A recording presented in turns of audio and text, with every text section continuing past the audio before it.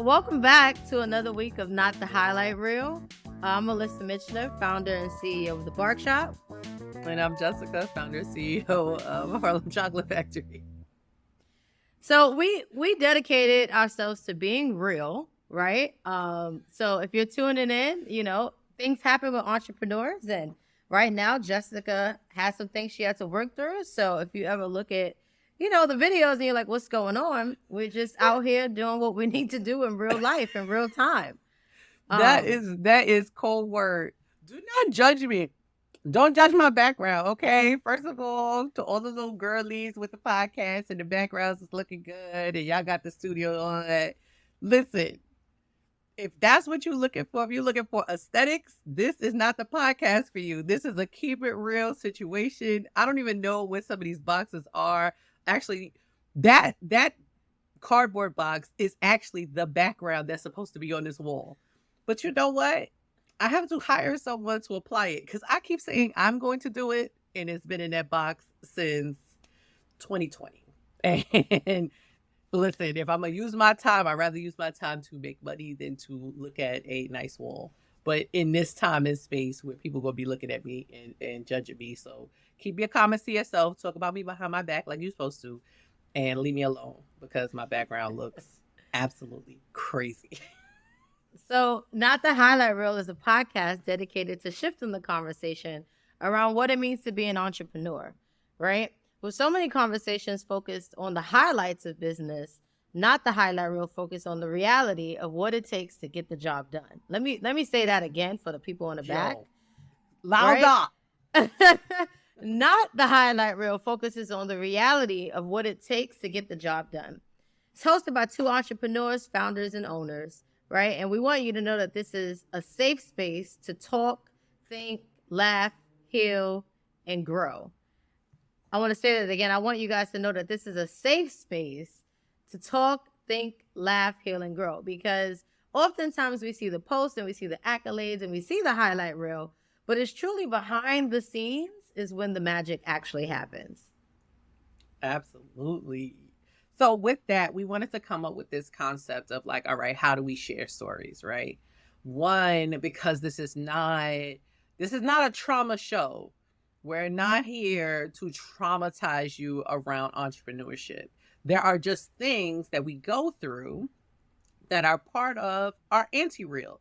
Now, when you are promoting yourself to the world as a small business owner, you do have to convey confidence. I don't think everybody's out here just lying on purpose and just showing the good times to show them. But if you posted that, that you couldn't get your boxes out on time, you think that might affect sales. So you may not have that space on your Instagram, on your Twitter to have these real conversations about what it's taking you to get it done. And then you have the customers coming at you left and right. I didn't get my tracking number and I can't click on the link and the link is not working, even though it says the tracking number right there. And all you got to do is copy and paste it. We know that. So this is our safe space to share those anti-reels. So we want to be in a space of transparency, right? Y'all seeing me in my ugly office, right? But I still fly though. All right. Ugly office or not, still fly. Right? It's first of all, sidebar. It's giving very much. She sleeps on an air mattress, but she has on the Louboutins in the club. That's really the energy that's happening right now. But we want to lead this space with transparency. So I'm going to share Melissa's highlights off so y'all know that y'all in a safe space of some real women that's getting the job done. So I have some of Melissa's key highlights. Don't get mad at me if I can't read well. I went to public school in New York City. All right, so she gonna curse me out when this pot is over. So, one, Melissa, she was inspired by a TV show, opened her brick and mortar in 2012 in 90 days. Do y'all hear that? In 90 days after emptying her savings, she did not have any pets and was afraid of big dogs. She's been featured in the Huffington Post, Good Morning America, and had a billboard in Times Square in partnership with Ciroc. Duty. Nah, Take yo, that, sis, take you that, been take get- that. Take that, take that. Oh. She was named Forbes' next 1,000 entrepreneurs to watch. She scaled and launched a mobile grooming expansion and raised funding and started a second company, amen, called the New York Institute of Pet Grooming. Clap it up, clap it up, clap it up, clap it up, clap it up. My sis is on her highlights. Now she's going to share her anti-reel. Yeah, so all that was really great, right? So I started my business while living in Mitchell Projects in the South Bronx and battling succession rights and housing court after the passing of my grandmother, who was also my legal guardian. So I don't know about anybody that's listening, but if you've ever been to the projects, you know what that means, and I'm going to just leave it right there, okay? But I had a vision, right? And I was willing to be uncomfortable for a moment in order for me to get the results that I needed. So my rent was $227.20 in New York City. Say That's that never again, happened. hallelujah. My rent was $227.20, right? But what that afforded me was the opportunity to build out this business. So I emptied my savings, but I was living in madness, right? I went through a severe heartbreak and watched what I thought was the life I wanted with someone unfold with someone else. So that was dramatic and but I didn't want that. I realize now, like, the price went up and I'm a big ticket. So, you know. Me. I recently developed alopecia in 2021 from the stress of carrying the wrong people on my team. And I shaved my hair bald with the hopes of starting over and freeing myself of the dead ends. A new crown was needed. So let me say that again. You know, the quote says, like, a woman who cuts her hair is about to change her life. I needed a whole new crown.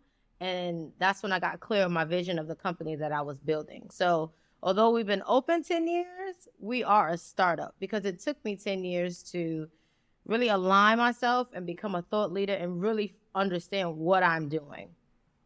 I scaled my team, which sounded great in theory. But in me stepping away to start my second company, I had to rebuild my first company.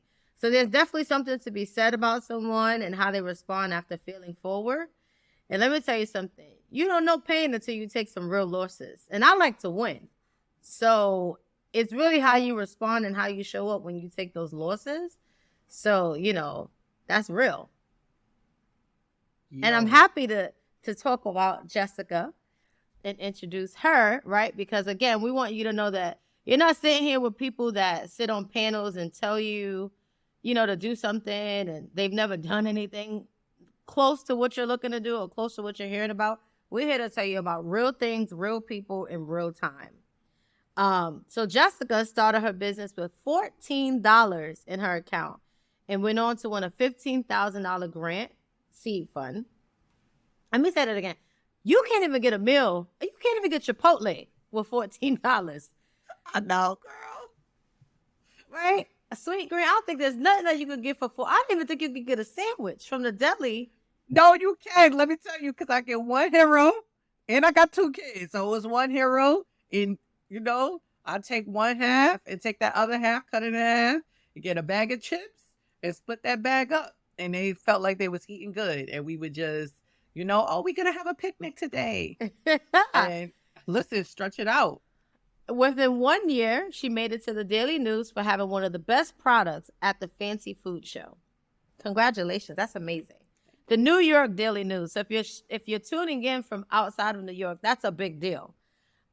She opened a flagship retail and production kitchen in the historic Shivers Road neighborhood in Harlem, along with her business partner. She had a segment and feature on the Today Show, and she was listed as Oprah's favorite things. 6 weeks. She has 6 weeks to prepare 15,000 units, securing funding and production. So You sitting with a boss. I said all that to say, right? You're sitting with not only a founder, but a CEO and a visionary, and someone who had the tenacity to keep going. And it's something I admire so much is Jessica's also a single parent. And I'm going to turn it over to her so that she can share her anti-real. Because the anti this is where it gets fun. Right? So all of that happening, that $14 in my account. I lost my job. I lost my apartment. I also grew up. Now, in hood hierarchy, there's the projects, and then there's like Section 8. And Section 8 is like right here, right? Where you feel like elevated because you have Section 8, right? But it's just a project apartment spread out. But with that, when you are intelligent and you cause problems asking for what is due to you, we're just talking about fair housing, housing without rodents, noise, with walls and floors, these really basic parts to human living, you are a nuisance to a lot of these landlords. And I had become a nuisance, and they began to target me. And I wound up not being able to live in my apartment for about 7 months while fighting them in court to regain access. And not for non-payment, but because they were literally trying to do one of those destroy to get you out. They destroy the unit to get you out of the unit, hoping that you'll have to find somewhere else to live in that time. And I have nowhere else to live. Like, I stay with my mother, and it was a blessing to have, a parent that could assist me during that time. But if you have ever had to move in with your parents as a grown person with 2 kids, you can only imagine. I also, the relationship I was in, trying to build this business, trying to push forward. Some people are just stuck and where they are emotionally, mentally, financially, and they do not want to move from that safe space. And even though that space is no longer safe, even though the floor has fallen out, even though there's nothing there, they dig down and find control and just staying stagnant. And I couldn't continue to sacrifice my life. So, I mean, what they say, you start praying to God to take things that ain't working for you. And I was like, damn. Well, it's just me and the kids outside. We gotta do this. And then after that, the next thing, I had a deal, a 6-figure deal that was supposed to come up. I think I could say the company name now. They don't think they'll sue me for it. At the time, it was with this test program with Amazon. It was going to be a 6-figure deal. I worked with the Economic Development Corporation. I had started building my business. I won the seed fund. I got my apartment back. I was back in, thought I was on my road. It's very much giving good times. And I was working with the New York City Economic Development Corporation for space. And 1 year into trying to find a space, they pulled the space for me. I had back to no job, thinking I left my job, thinking I was about to open my space and move my business forward. I had no job, no space, and now an order I can't fill. I found a new space, right? This beautiful, beautiful spot. And I could not find the funding to help me build out. Turned down, left, right, whatever. It took me over a year to build out, and I went into massive amount of debt personally. I could not balance being a single mom and owning a business. And I went into a massive depression, being away from my kids as much. That they have been the center of my life. And yet again, mommy saved the day. Like, hey, bring the kids back to me. This was the year this was happening. This was in 2019. We opened the shop in 2018. And my whole life was pick the kids up, take them to school, get to the shop, make product, do all the CEO stuff, pick them up from school, come back to the shop, close up, go home. During that time, also, I had no gas. So I was cooking dinners on a hot plate. And our whole lives, I was just getting stressed and stressed and stressed. It was a massive amount of stress. And my mother was just like, listen, I'm watching you suffer. Please, I am alive.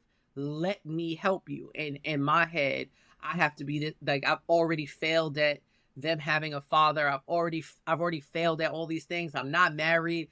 Every day Kevin Samuels telling me I'm fat, I'm ugly, all these, like, and these ideas about who I am are being reverberated online, even in person. People, y'all not together no more. Oh, just, you gotta make sure you do it right. Well, aren't you your third baby father? Leave me alone. Okay? Leave me alone.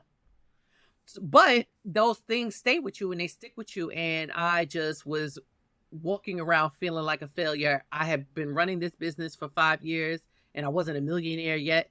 And from Instagram, it looked like y'all was just becoming millionaires after opening your businesses after 6 months.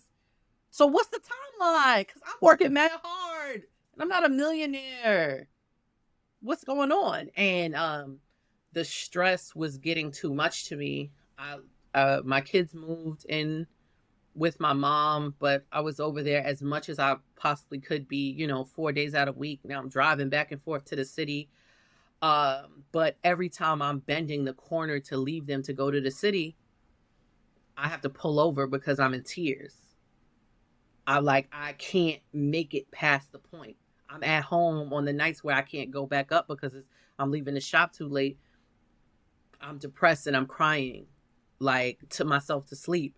And the stress winds up landing me in the hospital and getting surgery to have an organ removed. And I watched the ball drop in the year 2021 from a hospital bed. So the way I internalized stress was something that nobody was seeing. They were seeing these accolades. They were seeing the Oprah's favorite things and the news features and the Forbes and the entrepreneur articles. They're seeing those things. But internally, I feel like my life is falling apart. I ain't been on a date in 9 years. Like, I wasn't doing my hair. The only reason I started doing my hair because one of my best friends wound up like almost marrying this woman, and I have become like best friends with her. Shout out to Amy Coley of Adorned for bringing me back to myself and putting me back on my cap table. We put so many things on our cap table, and we don't put ourselves. And a part of this process and this journey is about, Hov did that, so hopefully he won't have to go through that.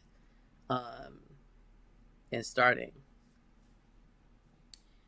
Yeah, I mean, I think, wow, it's a lot. And I think that's something that you never really get to hear from entrepreneurs. It's the real behind the scenes. I mean, you hear it, but you don't hear them put it out there. And I think we definitely want to shift that culture, right? Because everything is like, oh, I started today and it blew up tomorrow. I've been in this 10 years. And I can tell you that I just got clear on, what I'm building and how this actually works, right? So, like, I always make why you did that? I don't mean to cut you off, but like, why? Like, why? All these things blowing up in your face. Like, again, we told you on our little invitation. So if you ain't listened to the invitation, don't skip over it. Go back and listen, of how me and Melissa met each other. Like, in that moment, you were already a few years in, you had faced these different ups and downs, and I was there when the stress started hitting you. I was there when that was happening. Why are you still doing this thing? And then started a second company on top of that. Like, why are you so committed to doing this thing? I'm committed because one, I like solving problems, right? And I think that people can't aspire to be what they don't see. So I'm in the pet care industry with very few, less than 4% of people actually look like me from a C-suite level. Or that's a CEO or an executive.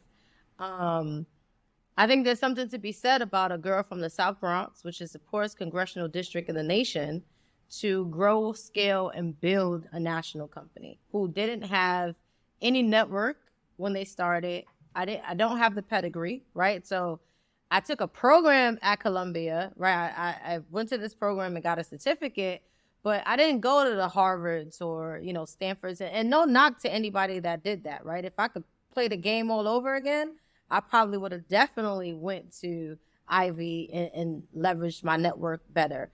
But there's something to be said about somebody that's, built something from the ground up, but then also has a bird's eye view. So who I was 10 years ago is not who I am today. And I will say that when I got clear in what I'm building, so I am building the Chick-fil-A Apple of the grooming industry, right? And when I determined the type of people that I wanted to work with, I think any entrepreneur would tell you it's not about the money, because I would have left a long time ago. I've paid people and still pay people more money than I have ever made myself, right? I think for me, it's about my legacy. And I always say my legacy is not what I leave behind, but it's what I leave in people, right? And building something that will live far beyond my lifetime. And there's an African proverb, don't quote me, I don't know it to the T, but it's basically about teaching a man how to fish, right? And when you teach someone like the skill set of grooming, that's something that they can learn and take with them internationally. So for me, I had an employee say, there's the olive and there's the olive oil. Melissa's going to get the olive oil out of you. I love that. I love developing businesses. I love developing talent. I think I'm more clear now that everyone is not going to be with you to the end of the journey, but enjoy the people along the way. You have to get the best people. You also have to be the best, right? Like leadership starts from the top. So for me, I think it's more about I'm taking these risks and I'm kicking in these doors, and I'm very bullish in the things that I want to get accomplished, and my superpower is getting it done, right? Like that is my superpower. Sometimes to a fault, and when I can get tired, but I'm doing this so that the people that could come behind me, younger, smarter, faster, they can even do it even better. And I still want to be tapped in with them. I think, I'm never going to stop working, but to be able to build something and see your vision come to life and truly create something where other people can utilize the platform and the space to hone in on their talents and provide, that's the greatest feeling in the world, right? And I think that's what also guides me every day. I make a choice in how I show up, because I've had moments that would have knocked me out my seat, or say, you know what, I got a degree, screw this. I don't need to do this. I can do something way less stressful. But I think my commitment to the world and the community is important. And I love people, right? I am truly a people person. Now, having a business sometimes can make you hate people, right? Because people will try to take advantage, and nobody asks you, if I pay cash or I have to pay tax, you're not doing that at McDonald's. So why are you doing that to me? But I truly love people. And I think, there's beauty in diversity and culture, and I get to create what I want. And that's the fun part. There you go. So what about you, Jess? Why do I do it? Well, one, I think I'm good at it, one, right? Like, I also think that what I've gone through in entrepreneurship has been an emotional journey, but it's also how I show up in other parts of my life. I don't think my journey would have been different had I had a job, right? Like I don't think it would have been a different process. I don't think you would have got a different me. I think entrepreneurship helped because of how deep within you it gets. We are literally powering something off of belief. Yeah, we could look at the numbers, but those numbers could paint any story we make them. I have to radically believe in myself on a daily basis. It has shaken me from any comfort zone I ever thought to be in. I also recognize, for me, very spiritual, like God just don't want me to be in certain places. It's not about owning a business. Because if you're hiring, because Harlem Job Factory do be stressing me out. Send the jobs my way, right? Like, whoever's paying, I'm your girl. But I think in general that lack of comfort zone and having to rely on myself put me in a position that shook me from places that society pushed me to. I grew up with a major perfectionism, right? Like the things that we're talking about coming from.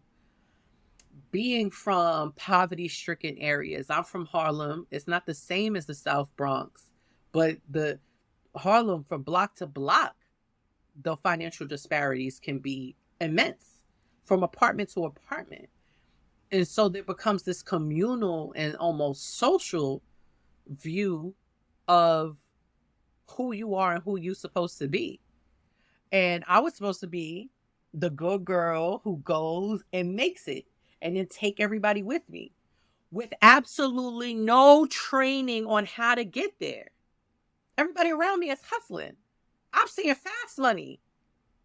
Y'all don't even know how to go into these places and how to negotiate and how to leverage your experiences. I left college lost on what the hell to do. Y'all told me my whole life that I was going to go to college and I was going to wake up and basically be Oprah with no map on how to get there.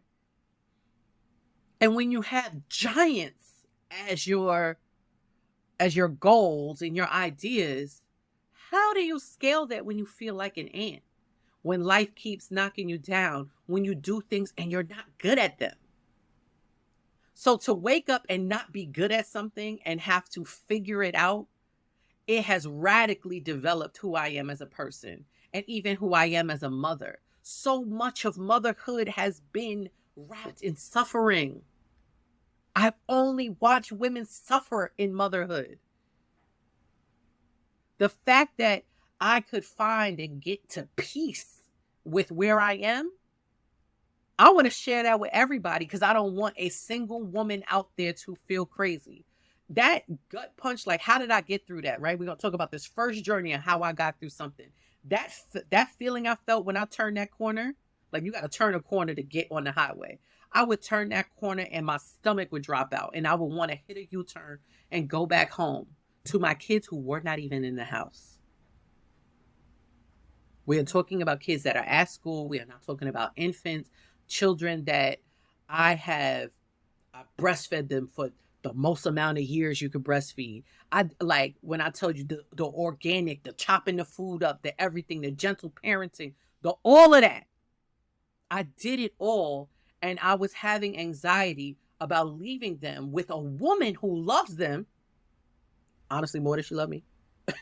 You know what I'm saying? Those are grants.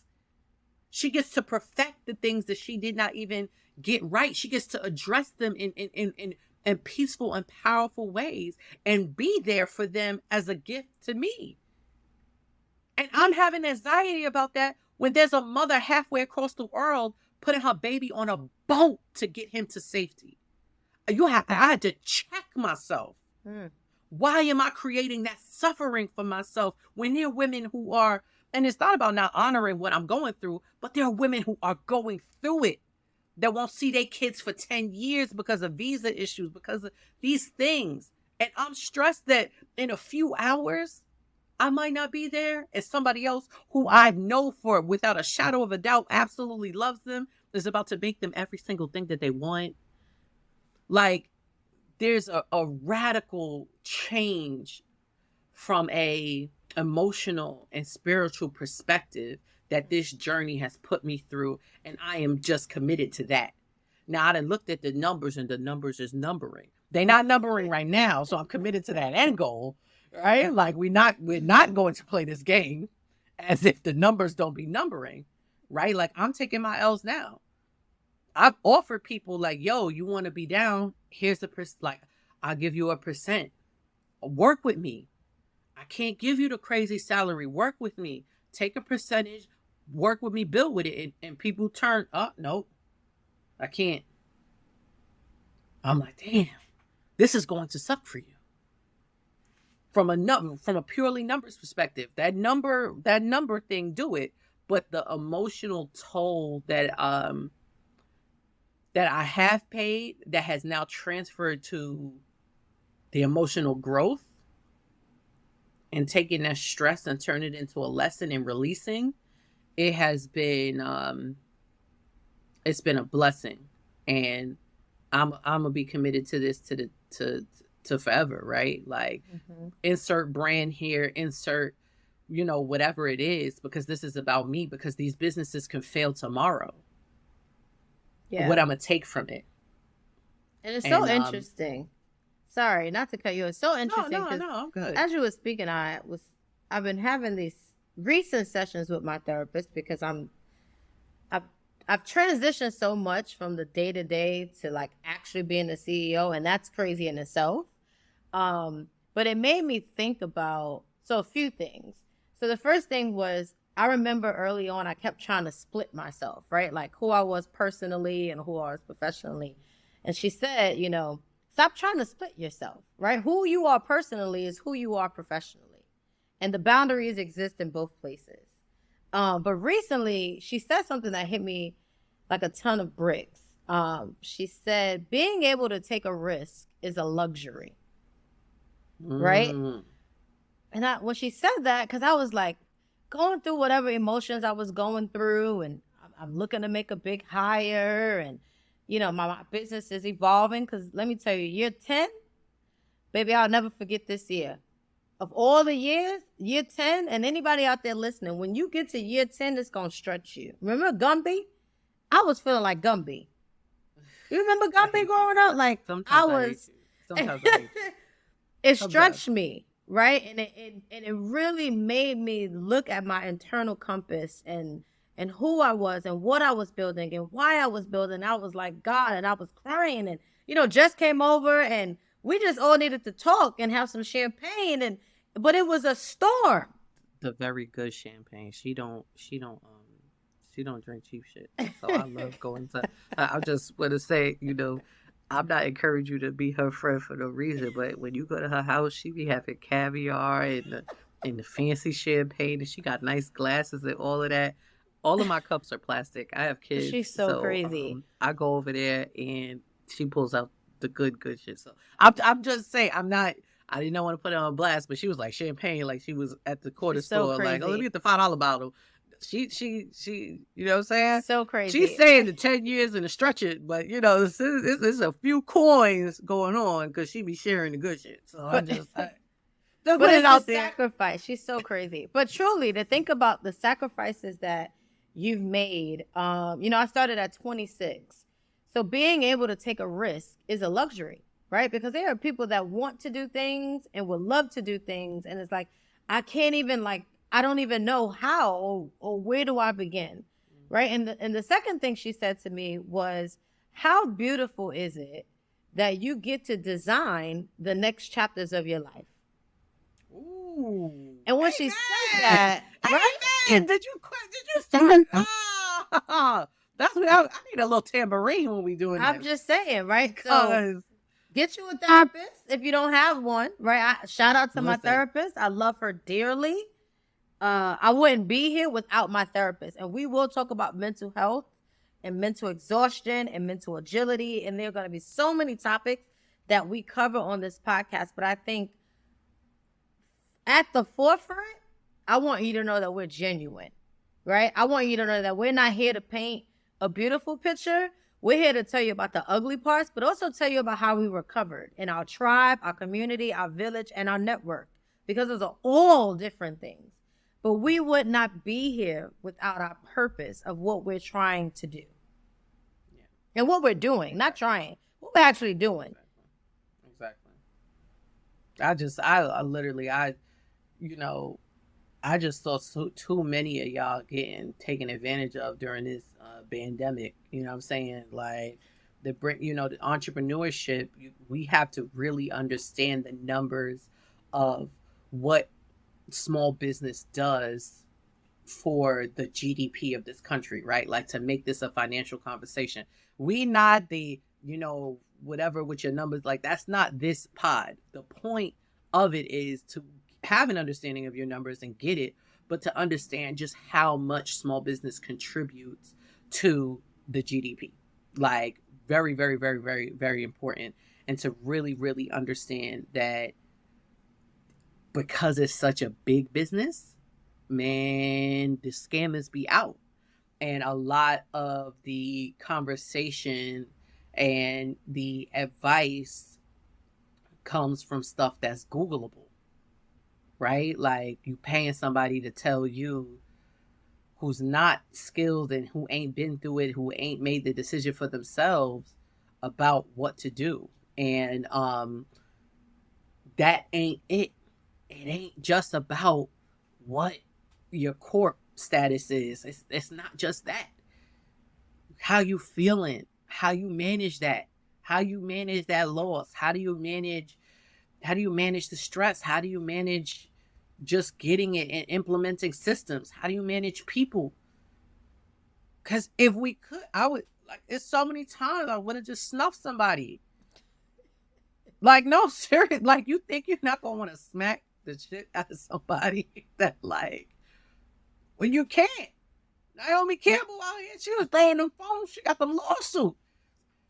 Ain't nobody trying to get sued, hit nobody in the head with a Nokia. That's attempted murder. She was throwing Nokia phones. When was this happening? Chucking the Nokia across the room is crazy. Yeah. But that's what happens. What happens when you don't have a voice, you don't have a support system, when you're not doing, we love in community. We do this in community. My cousin tells me that all the time. You are not alone. Mm-hmm. We're doing this in community. My cousins used to come through, drop off food. Hell, I was in this shop 2 days ago. Melissa is having dinner with my best friend. They in the house eating. And I was like, oh, I'm going to come through. And I realized I was like, no, I got to stay here. I got to get this done. I cannot leave. If I leave, I'm going to be behind. And so I'm just sitting there. I'm working. And then I get a knock on the door at the shop.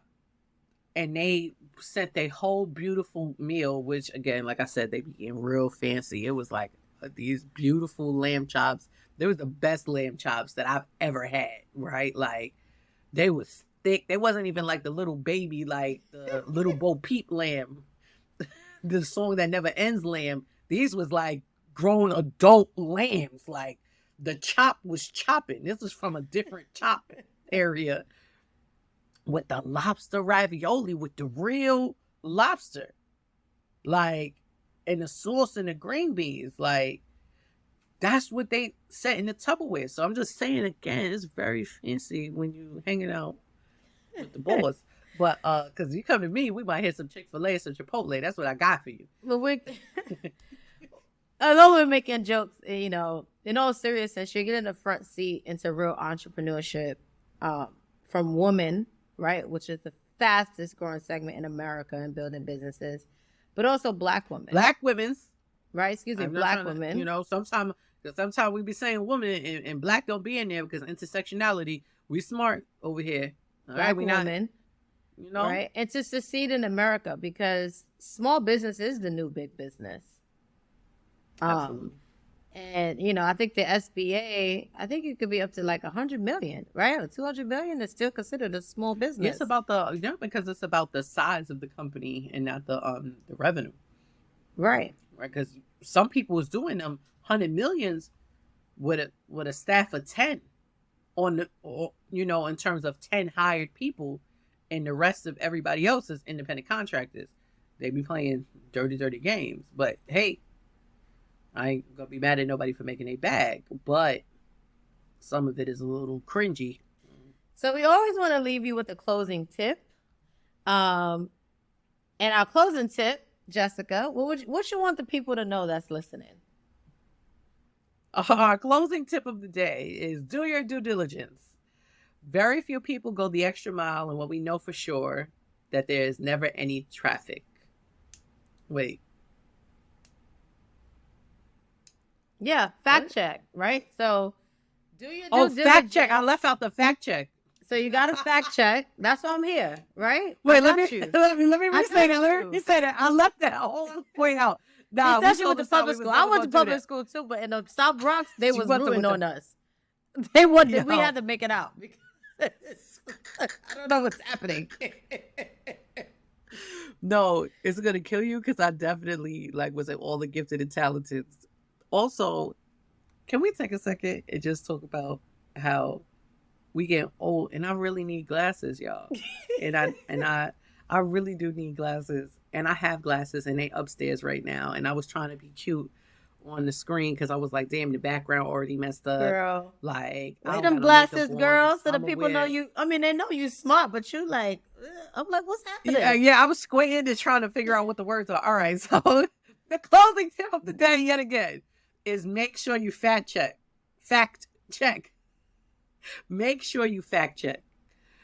Do your due diligence, because very few people are going to go the extra mile. And what we know for sure, that there's never any traffic. That is going to take you as far as possible. When you make sure that the things that people are telling you are actually true, that's going to help you in every version of your life.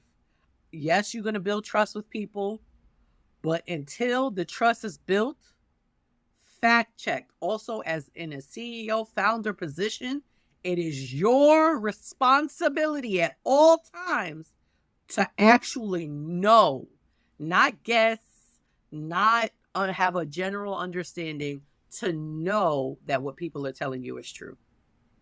So if someone tells you that all the boxes went out, go look at the system real quick. It takes 5 minutes.